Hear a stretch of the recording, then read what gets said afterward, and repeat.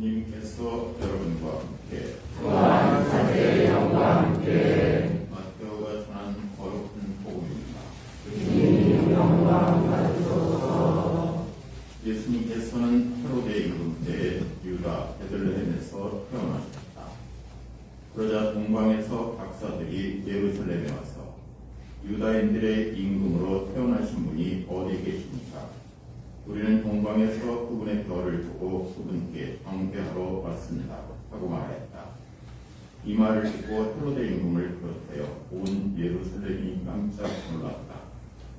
헤로데는 백성의 수석 사제들과 율법 학자들을 모두 모아놓고 메시아가 태어날 곳이 어디인지 물어봤다. 그들이 헤로데에게 말하였다.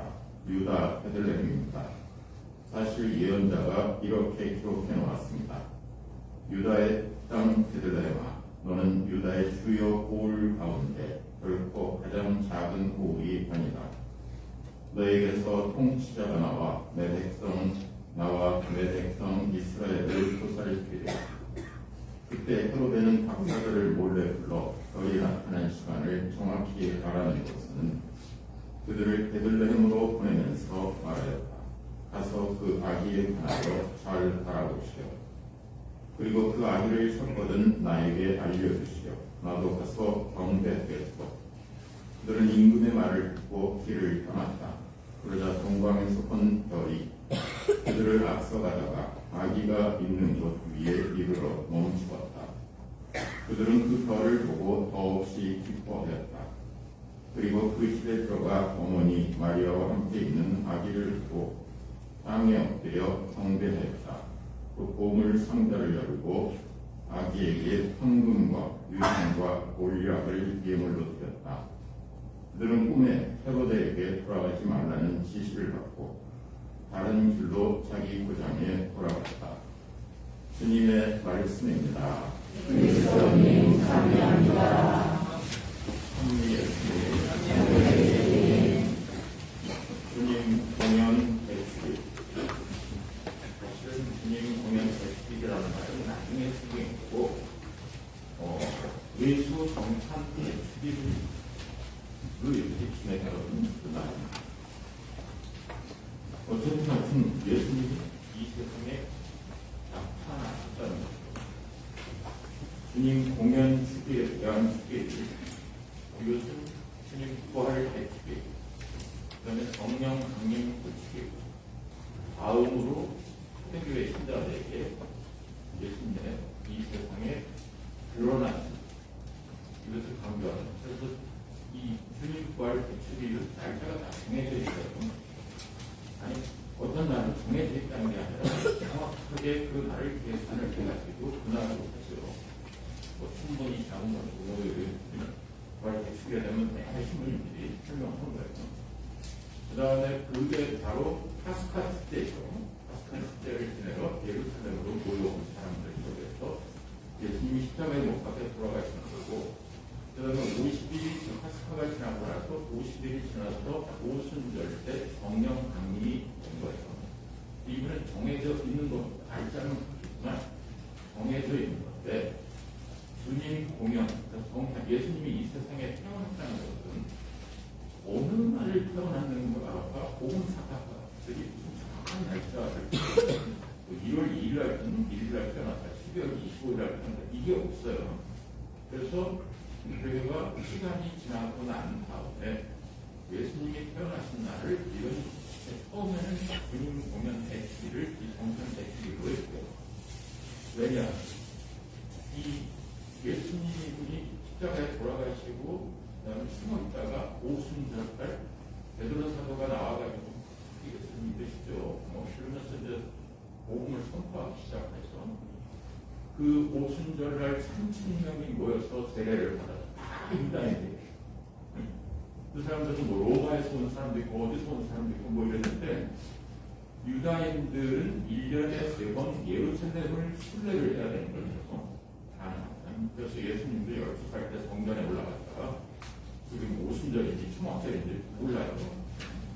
그렇게 파스카, 4월절, 그 다음에 오순절, 그 다음에 초막절 이렇게 3번을 예루살렘을 순례를 그러니까 오순절간 모여온 사람이 물론 예루살렘 인근에 있는 사람들도 있었겠지만 멀리 로마에서 외국에 나가서 살고 있던 유다인들 그런 사람들이 다 오는 거예요. 그러면서 그 사람들한테 이야기를 하니까 그럼 우리가 어떻게 해야 되냐고 세례를 받았다. 그래서 세례를 3,000명이 세례를 받았다. 유다인들이 받은 거예요. 그리고 나서 이제 유다인들을 중심으로 해가지고 예루살렘에서 교회가 생기기 시작한 거죠. 그러다가 이 점점 천주교 신자들이 그리스도교 신자들이 늘어나니까 사울이라는 사람이 나타나가지고 내가 쫓아다니면서 다 죽이겠다, 다 잡아들이겠다. 그러면서 온 동네를 뛰어다니면서 사울이 그리스도를 믿는 유다인들을 잡아가지고 그러다가 다마스커스로 가는 길에 예수님이 나타나가지고 사울아, 사울아, 네가 왜 나를 박해하느냐? 당신은 누구십니까? 네가 박해하는 예수다. 본 곳을 발로 차면 네 발만 아프지. 이거는 안 나오는 성경이 안 나오는. 그리고 내가 한 말도 안 되는.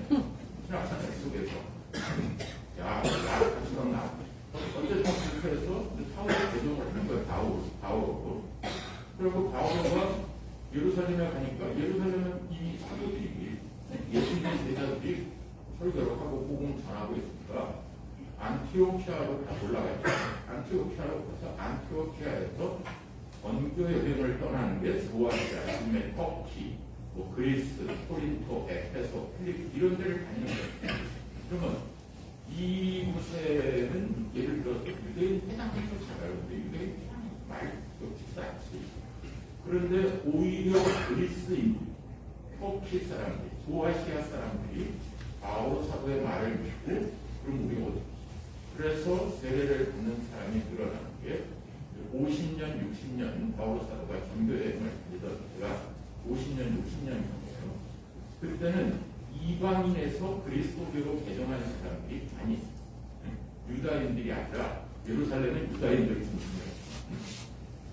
그래서 마테오 복음은 유다인들에서 개종한 사람들을 위해서 쓰여진 복음서고 루카 복음서는 이방인들에서 개종한 사람들을 위해서 쓰여진 복음서라고 이야기했고 마르코 복음서가 원복음이고 이 사람들한테 이 바울 사도가 복음을 전파를 했잖아요. 이 사람들이 뭐 부활 대축이라고 성령 강림 대축이를 알고 있는 거예요. 예수님이 태어난 나는 모르는 거죠. 그런데 바로 이 공연에 대한 공방 박사가 찾아온 그 이야기가 전해 내렸고 공방 박사가 찾아왔고 예수님이 태어난 이야기도 전해져 내려. 근데 그거보다도 더 중요한 것이 공방에서 이방인 박사들이 찾아와가지고 예수님을 만났다. 누구야? 바로 우리들 얘기인데 우리들이 이방인이었는데 유대인이 아니고 구약 성경도 모르고 한 번도 모르는 사람들인데 성경도 모르고 근데 우리에게처럼 우리에게 예수님이 오신 것처럼 바로 동방 박사들한테 처음으로 나타난 그런 날 그것이 바로 이 사람들에게는 가장 중요한 날이에요. 바오로가 선교를 했던 그런 사람들. 그래서 주님 동방교회에서는 이제 뭐 콘스탄티노플 뭐 지금 이 터키 쪽을 동방교회라고 하고 이쪽을 서방교회라고 했어요. 동방교회에서는 공연 대축일이 더 중요한 거예요. 이게 성탄 대축일인 거예요. 그러다가 콘스탄티누스 대제가 320몇 년에 이 제례를 받고 로마 전체를 교회를 만드는 거예요. 로마 전체를 그리스도를 믿어라 하고 했는데 이 로마로 그래서 중심이 옮겨갔어요. 그냥 로마 제국입니다. 로마. 나중에 이 콘스탄티누스가 로마는 너무 잡신들이 많아. 그래서 동방으로 옮겨갔고 바오로 사도가 전파를 한 동방교회에서 콘스탄티누스가 동로마 제국을 만드는 거예요. 그 서로마가 이제 처음에는 중심이었어요. 근데 서로마에서 가가지고서 이제 뭐 공연 대출을 이렇게 하고 그러는데 이 보니까 예수님을 믿는 사람들이 그 자신한테 가서 우상숭배를 하는 거예요. 지금 여러분들 중에서도 전 보러 가고 싶고 막 이런 유혹에 빠지는 사람들이 있잖아요. 어렸을 때 그렇게 살았으면. 그래서 그런 것처럼 막 쫓아가는데 어느 축일에 쫓아가냐면 태양신 축일. 그게 바로 12월 20일 동지예요. 동지의 태양신 축일이 있는데 이 축일이 되면 그냥 모든 사람들이 가가지고선 그 태양신 축제에 가서 뭐 얻어먹고 막 저에 가서 다 얻어먹고 뭐 잘해가고 이렇게 하듯이 하고 있는 거예요. 그러니까 안 되겠다 싶어서 교회가 예수 성탄 대축일을 12월 25일로 정해가지고 그 태양신 축제하고 대항하는 축제를 만든 거예요. 그러다 보니까 이제 예수님이 동방박사에서 나타난 것은 그러면은 공연이라는 것으로 이름으로 그때부터 공연 대축일이 생깁니다. 그렇게 해서 그래서 이제 이 축일이 중요한 것은 이 축일이 정말 동방교회에서 중요한 것은 이방인들에게 예수님이 처음으로 드러난 거다. 그러면 내가 예를 들어서 우리 집안에 천주교가 들어온 것은 그리스도교가 들어온 것은 우리 아버지 때부터 들어왔다. 그럼 아버지가 어떻게 해서 영세를 받았다. 그래서 내가 천주교 신자가 된 거죠. 우리 할아버지 때부터 했다. 뭐 했다. 근데 그 모든 유대교가 아닌 사람들의 기원이 여기. 그러니까 유대교에서 예수를 믿은 사람들 외에 다른 나라에서 이 예수님을 믿은 사람들의 첫 그런 사람들이 동방박사라는 거예요. 그러니까 동방박사가 예수님을 만난 날이 바로 우리가 예수님을 만난 날에 그런 날이에요. 그러면서 이 동방교회 때 에페소교회, 필리피교회 이런 사람들은 이 날을 그냥 소중하게 부활 대축일, 성령 강림 대축일 다음으로 중요한 대축일로 이렇게 생각을 하면서 지냈던 것이죠. 그래서 초대 그리스도인들 대부분 이민족이었는데 이 세 명의 동방박사에서 자기들의 모습을 보고 자기들도 어떻게 아우사도를 통해서 봤지만 어떻게 별의 인도를 받아가지고 예수님을 만나게 여러분들도 별의 인도를 받아서 예수님을 만났는데 어떻게 만났는지 그건 뭐 여러분들이 각자 생각해보는 문제고 우리 집안의 천주교가 우리 집안에 저는 아버지 때부터 들어왔어요. 아버지가 젊었을 때 뭐 3남매 아직 4남매가 아니고 3남매 낳고 아버지 어머니 살아계시고 할머니도 계시고 그런데 우리 어머니가 그 일을 하다가 너무 스트레스를 받고 아프고 온 병을 쫓아다니고 정치대로 가서 무당 가서 공부하고 안 닦는 거예요. 근데 어떤 사람이 정당에 한번 가보라고 그래서 정당에 갔더니 이게 별의 인도예요. 이게 별의 인도를 받아가지고 영세를 갖고 그리고 그 영세를 갖고 그 태어난 자식 중에서 별로 열심히 하지도 않고 맨날 어렸을 때 장난꾸러기고 달성꾸러기였던 홍순권이가 친구가 그렇게 된 이 별의 동방박사서부터 동방박사 그래서 우리가 부유를 꾸밀 적에 이렇게 옆에다가 소리를 만들고 반드시 별에서 우리 여기 별에서 마당을 이렇게 했었잖아요.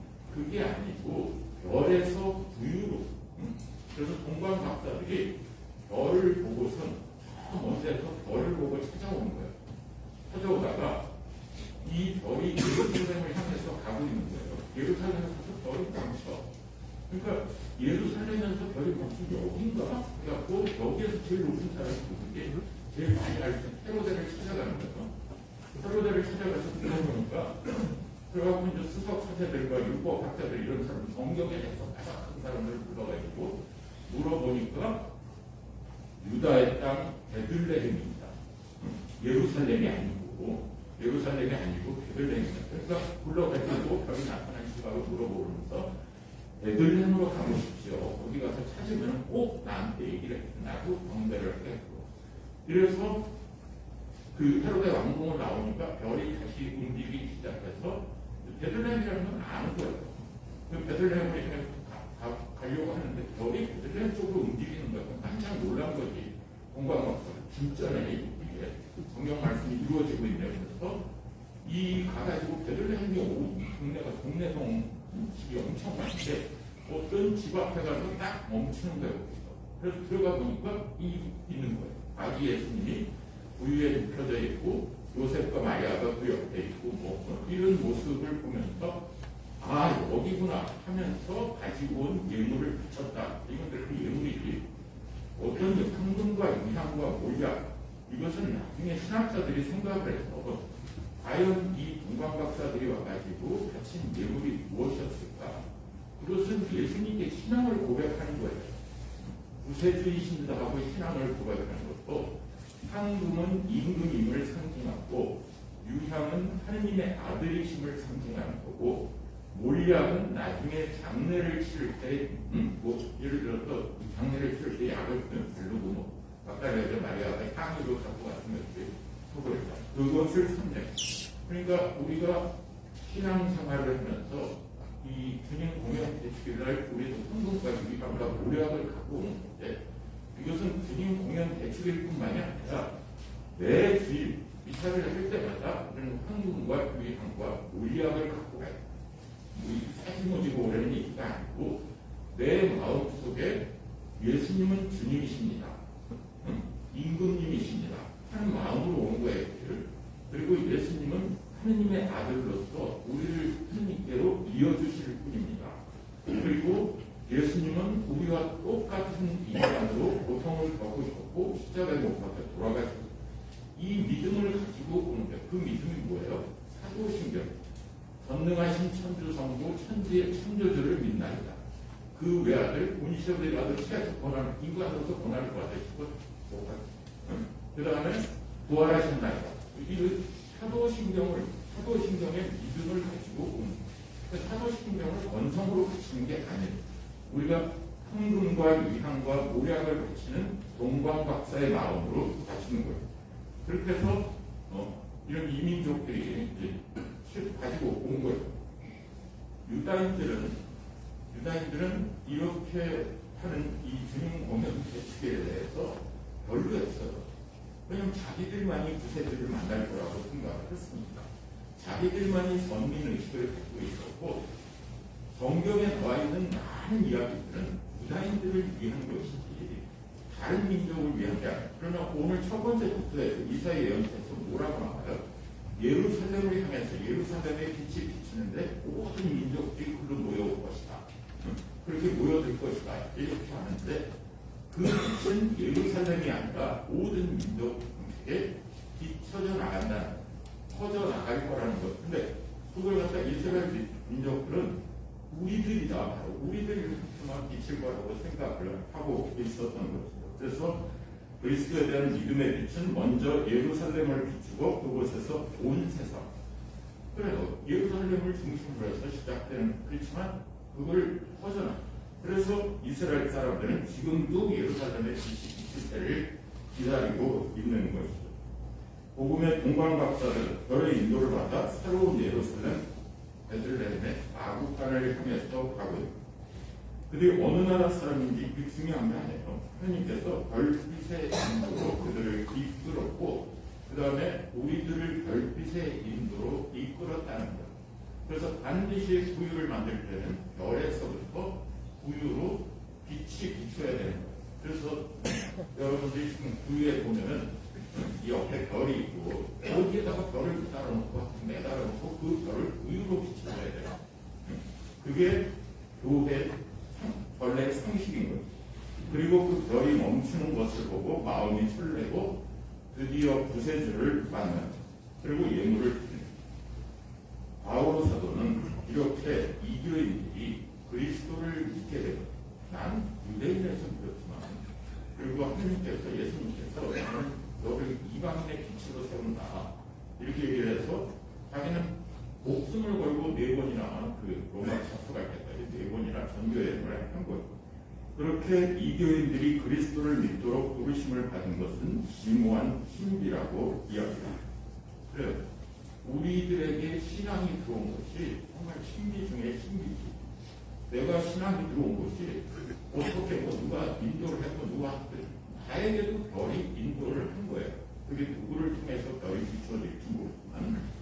그래서 바울 사도는 궁금해요. 박해를 했던 나에게 왜 예수님이 나타나셨는지. 그리고 그 대답은 어떤 공로가 아니라 선물이, 우리에게 별빛이 비춰진 것은 선물이지 우리가 무슨 그런 자격이 있고 그런 권리가 있어가지고 비춰진 게 아니라는 거예요.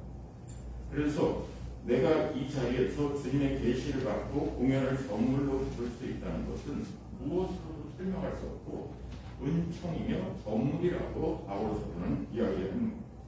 우리가 할 수 있는 것은 선물을 받은 바울 사도가 당신을 통해서, 나를 통해서 그리스도의 복음이 빛이 전해져야 된다 하고 온 세상을 돌아다니는 그 목숨을 걸고 그렇게 돌아다니듯이 우리도 이것을 공연을 목격하고 예수님을 만나고 그리스도의 성체를 받아보시고 가서 기쁜 소식을 전하십시오. 이사가 끝났으니 가서 복음을 전합시다. 이 세상에 나가서 빛이 되는 별빛이 되어서 누군가를 나를 보고 그 사람이 움직이는 거죠. 나를 보고 그러면 내 별이 어디로 움직여요? 별이 바로 이 구유로 움직이고 예수님 앞으로 움직여 가는 거예요. 그러면 나를 보고 어떤 사람이 그 별빛을 따라서 가서 예수님을 만났다면 나는 바로 바오로 사도고 동방 박사이고 그 다음에 예수님을 전하는 사도가 된 것입니다.